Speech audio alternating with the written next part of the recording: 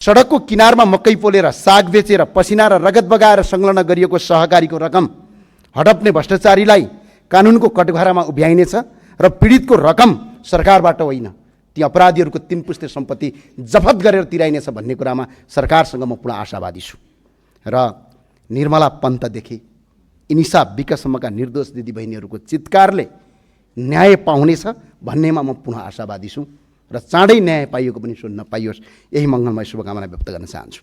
आज युवाहरू +2 पास गर्ने बित्तिकै आफ्नो जीवनका लागि विदेशी न बाध्य छन्। हरेकको दिमागमा आइरहेको छ। आज अलिकति हुने खानेका छोराछोरी अस्ट्रेलिया ताकिरहेका छन्, अलिकति गरिबका छोराछोरीहरू आज खाडी मुलुक ताकिरहेका छन्। यो सोच नै मार्नुपर्ने हाम्रो आवश्यकता छ। त्यो सोच मार्न यो सरकारले कदम गर्नेछ भन्ने मलाई आशावादी छु। झन्डै 80 लाखभन्दा बढी युवाहरू नेपालीहरू विदेशमा श्रम गर्न बाध्य छन् र तिनैको रेमिटान्सले यो देशको अर्थतन्त्र आज धानिरहेको छ। हाम्रो तलब पनि तिनीहरूको रेमिटबाट चलिरहेको छ।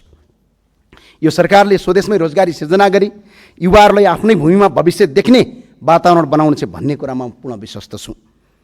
एकपटकको नेपाली सधैँको नेपाली। यहाँ गई माननीयज्यूले पूर्व वक्ताले पनि भनिसक्नुभयो।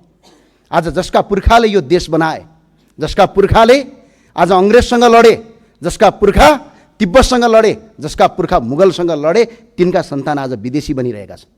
एकपटकको नेपाली सधैँको नेपाली भन्ने नारालाई, नेपालको संविधानलाई पनि संशोधन गरेर नेपाली नागरिकता फेरि कायम गरियोस् र यदि यो सरकारलाई त्यतिखेर बहुमतको आवश्यकता पर्छ त्यतिखेर हामी तपाईहरूको पछाडि उभिनेछौँ। 187 पुर्याउँछौँ। यसमा तपाईहरू ढुक्कका साथ काम गर्नुहोस्। म तपाईँलाई यो अपिल गर्न चाहन्छु।